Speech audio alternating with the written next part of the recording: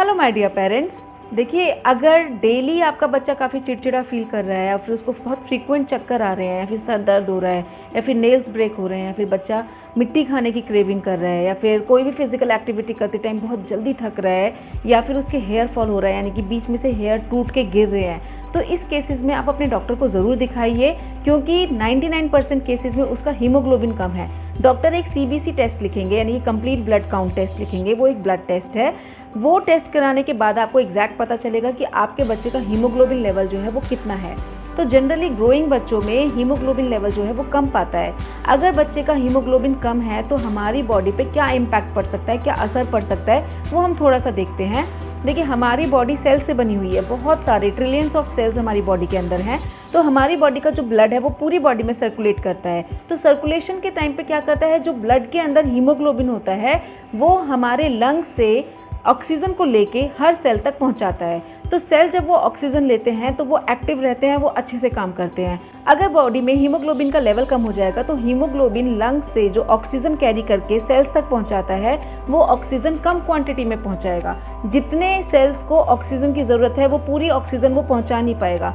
अगर oxygen sales तक नहीं पहुंच पाएगी, अच्छे से नहीं पहुंच पाएगी, तो सेल्स भी एक्टिवली काम नहीं करेंगे, क्योंकि उनके पास पूरी ऑक्सीजन नहीं पहुंच पा रही है। अगर सेल्स एक्टिवली काम नहीं करेंगे तो क्या होगा, बॉडी पार्ट्स भी एक्टिवली काम नहीं करेंगे।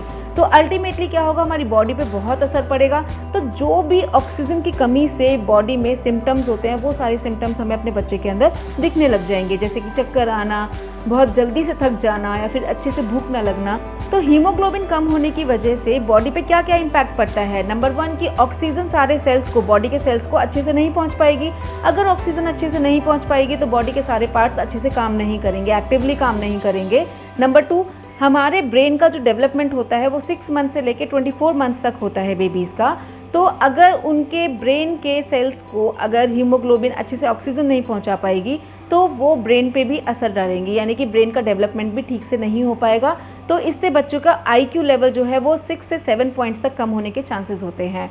नेक्स्ट है कि हीमोग्लोबिन कम होने से बच्चे के नर्वस सिस्टम पे भी बहुत असर पड़ता है। और अगर एक बार नर्वस सिस्टम डैमेज हो गया तो वो एक टेम्परेरी डैमेज नहीं होता, ये परमानेंट डैमेज होता है, ये रिस्टोर नहीं हो सकता। चाहे बाद में बच्चे का हीमोग्लोबिन लेवल ठीक हो जाएगा, बट बच्चे का नर्वस सिस्टम जो डैमेज हो चुका है वो डैमेज हो चुका है, वो रिस्टोर नहीं हो पाएगा, वो परमानेंटली डैमेज हो जाएगा। देखिए, अगर हमारा बच्चा आयरन रिच फूड ले रहा है और उसके बाद भी उसका हीमोग्लोबिन कम है तो इसका एक ही रीज़न है कि वो आयरन उसकी बॉडी में जाके एब्जॉर्ब नहीं हो पा रहा है, यानी कि कुछ तो बॉडी में ऐसा है जो उसको एब्जॉर्ब करने से रोक रहा है, या फिर कुछ तो हमारी बॉडी में ऐसा कम है जो उसे एब्जॉर्ब नहीं कर पा रहा है। तो हमें एक बात ध्यान रखनी है, जब भी अपने बच्चे को आयरन रिच फूड देना है तो हमें अपने बच्चे को साथ में विटामिन C रिच फूड भी देना है। विटामिन C रिच फूड मतलब कि जो सिट्रस फूड है, जो खट्टे फ्रूट है, वो हमें उनको देना है। इससे क्या होगा, जो विटामिन C रिच फूड है वो बच्चे की बॉडी में आयरन को एब्जॉर्ब करने में हेल्प करेगा। तो हमें इस बात का ज़रूर ध्यान देना है, हम कोई भी आयरन रिच फूड ले रहे हैं या बच्चे को दे रहे हैं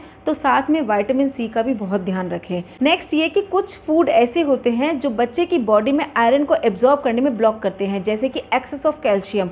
देखिए, अगर हम अपने बच्चे को दूध दे रहे हैं और दूध के थ्रू हमें कैल्शियम मिलेगा और वो कैल्शियम हमारे बच्चे की बॉडी में हड्डियों के लिए बहुत अच्छा रहेगा। बट अगर हम अपने बच्चे को दूध जो है हम ज़्यादा दे रहे हैं तो उससे उसको 2 नुकसान हो सकते हैं। पहला क्या कि उसके बॉडी में कैल्शियम का लेवल जो है वो काफ़ी हाई हो जाएगा, और जब कैल्शियम का लेवल हाई हो जाता है तो वह आयरन को एब्जॉर्ब करने से रोकता है, यानी कि आयरन को एब्जॉर्ब नहीं होने देता बॉडी में, और इससे हमारा आयरन वेस्ट के थ्रू निकल जाता है।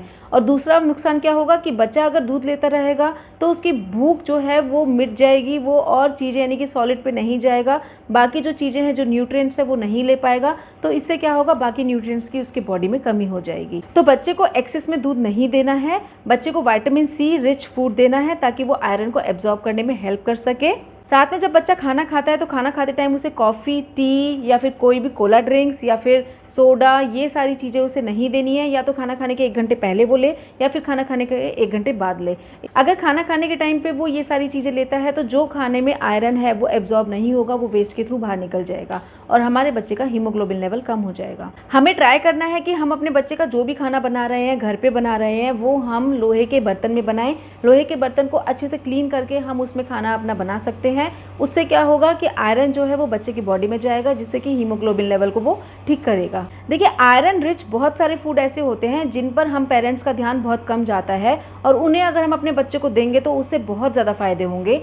जैसे कि गुड़ बहुत ज़्यादा अच्छा होता है बच्चे के लिए, और हम क्या कर सकते हैं, बच्चे का जो वाइट शुगर है उसको हम रिप्लेस कर सकते हैं जैगरी से, यानी कि गुड़ से। नंबर 2 किशमिश। हम किशमिश बच्चे को नहीं देते हैं, but I am telling you किशमिश एक आयरन का बहुत अच्छा सोर्स है। आप क्या कर सकते हैं, 15 से 20 किशमिश बहुत अच्छे से वॉश करके उनको ओवरनाइट सोक कर सकते हैं, भिगो सकते हैं, और मॉर्निंग में उसी का पानी हम बच्चे को पिला सकते हैं, और जो किशमिश बची है उसे बच्चे को हम खाने के लिए बोल सकते हैं। नेक्स्ट चुकंदर, ये एकदम रेड होता है, हम सबको भी पता है कि बहुत आयरन रिच होता है। हम बच्चे को 9 से 10 मंथ के बाद ये हम देना स्टार्ट कर सकते हैं। इसका जूस या फिर सैलेड हम किसी भी तरीके से अगर ले रहे हैं, इसमें एक लेमन हम स्क्वीज करके ले सकते हैं, इससे विटामिन सी भी मिलेगा जो कि इसको एब्जॉर्ब भी करने में काम आएगा। रोस्टेड चने और काले चने, ये दोनों भी आयरन रिच फूड होते हैं, बहुत अच्छा आयरन इन्हें मिलता है, और अगर हम काले चने स्प्राउट करके बच्चे को देंगे तो ये और भी ज़्यादा बेनिफिट करेंगे। खजूर यानी कि डेट्स, ये भी आयरन रिच फूड है, ये भी हम अपने बच्चे को दे सकते हैं। देखिए एक्सरसाइज करने से भी बच्चे के अंदर हीमोग्लोबिन लेवल इंक्रीज होता है, बच्चे के अंदर जो आयरन होता है वो ब्रेक होकर एब्जॉर्ब हो जाता है। हमें बच्चे को बोलना चाहिए कि वो डेली कम से कम 1 घंटे की एक्सरसाइज जरूर करे, फिजिकल एक्टिविटीज जरूर करे। देखिए पेट में अगर बच्चे के कीड़े हैं तो उससे भी आयरन की कमी होती है, उससे हीमोग्लोबिन डाउन होता है, क्योंकि पेट में अगर बच्चे के कीड़े हैं तो कीड़े की वजह से ब्लड लॉस होता है, ब्लड लॉस होता है तो हीमोग्लोबिन भी कम हो जाता है। तो डॉक्टर ने मेरे बड़े बेटे को तो पेट के कीड़ों के लिए हर 6 महीने में एक दवाई बताई हुई है, वो पूरी शीशी उसको एक बार में ही देनी होती है और हर 6 महीने में देनी होती है। बाकी आप अपने डॉक्टर से कंसल्ट करके बच्चे को कीड़े मारने की दवाई भी दे सकते हैं। तो यहाँ तक हमने देख लिया कि आयरन रिच फूड बच्चे के लिए कितने ज़रूरी हैं। अगर आयरन की कमी यानी कि हीमोग्लोबिन की कमी बच्चे की बॉडी में अगर हो गई है तो वो कितना नुकसान बच्चे की बॉडी को पहुंचाएगी। देखिए अगर आपको पता लगाना है कि किन चीज़ों में आयरन है, किन चीज़ों में नहीं है, तो सबसे अच्छा कोड है इसका red, brown and green. Red, brown, green colour की जो भी चीज़ें हैं उनमें जनरली यानी कि 99% केसेस में उनमें आयरन पाया जाता है।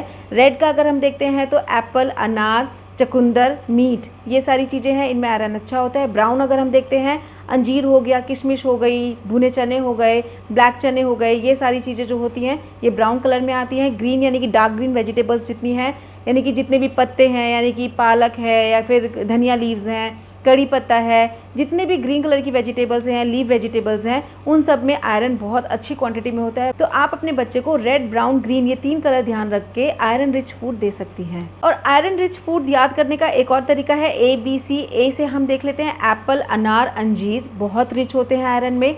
बी से ब्रोकली, बीटरूट एंड ब्लैक चना, ये तीनों ही बहुत रिच होते हैं। सी से चुकंदर, cabbage leaves and curry leaves, ये तीनों ही बहुत ज़्यादा रिच होते हैं आयरन में। तो ABC या फिर रेड, ब्राउन, ग्रीन, ये 3 कलर से आप इनको ध्यान में रख सकते हैं। साथ में आप जैगरी यानी कि गुड़ भी बहुत अच्छे से दे सकती हैं बच्चे को। तो इस वीडियो के थ्रू हमने देखा है कि आयरन कम होने से बच्चे के अंदर क्या सिम्टम्स आते हैं, तो आयरन कम होने से बच्चे की बॉडी पे क्या इम्पैक्ट पड़ता है, और आयरन को हम जब दे रहे हैं बच्चे को तो हमें क्या क्या चीज़ों का ध्यान रखना चाहिए, आयरन के साथ साथ हमें कौन कौन से फूड और देने चाहिए। इस वीडियो से रिलेटेड अगर आपके पास कोई भी क्वेरी है या फिर कोई भी सजेशन है या कोई भी फीडबैक है तो आप प्लीज़ कमेंट बॉक्स में लिख सकते हैं। साथ में अगर आपको मेरी वीडियो पसंद आई है तो उसे लाइक एंड शेयर करना ना भूलिएगा, और आप नीचे दिए गए रेड कलर के बटन को क्लिक करके मेरे चैनल को प्लीज़ सब्सक्राइब कीजिएगा। Thank you very much.